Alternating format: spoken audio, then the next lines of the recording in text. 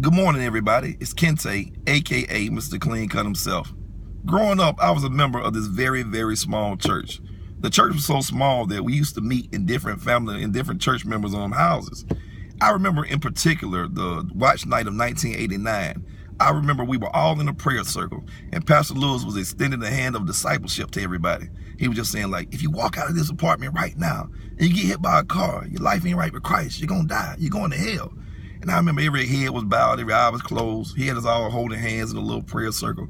He was just like, if you're scared, just squeeze your neighbor's hand and get asked them to walk down here with you. You ain't got to do this by yourself. You got a whole family right here that's willing to support you. And I remember thinking to myself, oh God, I'm going to die. I remember my head got dizzy, my palms went to sweating, and all of a sudden as I'm thinking about how I'm going to die and go to hell or what I'm going to do to stop from going to hell, I feel my hand be squeezed. And I look up and it's Minister McFarland, he's like the youth pastor. And I'm like, wow. This man been in church all these years, and he just not want to give his life to Christ tonight, and he want me to walk down there with him. I'm only 8 years old. I don't know no better. So I look up at him, and he says, he mouths the nicest words to me, just like, I'll go with you. And I'm thinking to myself, like, wow, this man will do that for me. He'll walk down this aisle with me. Now, if this was a movie, this would be the part of the movie where he and I step forward in a circle. I go to crying, everybody go to clapping. But how many of y'all know that this ain't no movie? I dropped my head down like that joke ain't said a word to me.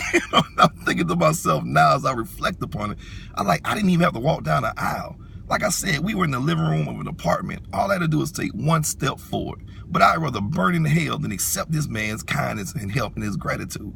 I'd rather burn in hell than just accept his help. And between the ages of 8 all the way until I was 28, hadn't much changed.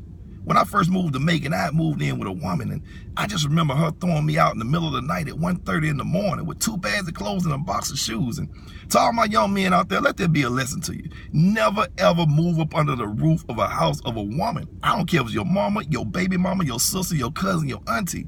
They gonna give you them 3 words. This my house. But anyway, back to the story. So as I got them 2 bags of clothes and that box of shoes, I'm up there driving to Walmart. I'm thinking to myself, like, man, my closest blood living relative was 4 years old at the time, my 4-year-old little daughter, and everybody else up here in Atlanta.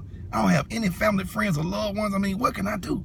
So I went out there to that Walmart over there on Harrison Road, and I put the 2 bags of clothes over my face, and I just laid in the back seat and just cried. And I was just like, why? I mean, you know why I cried? Because I'd rather burn in hell than to admit to my mama that she was right about moving up under this woman's roof.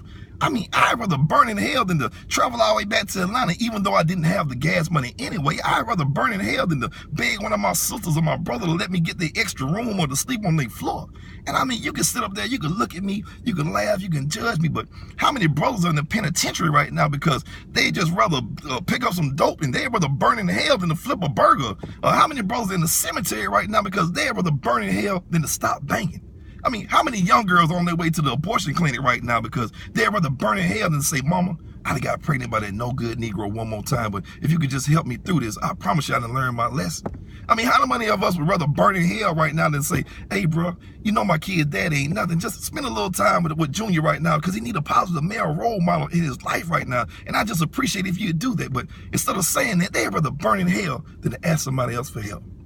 Now, the moral of this story is rather simple. Ye have not, because ye ask not. And I guarantee you that if you burning in hell right now, you the one that lit the match.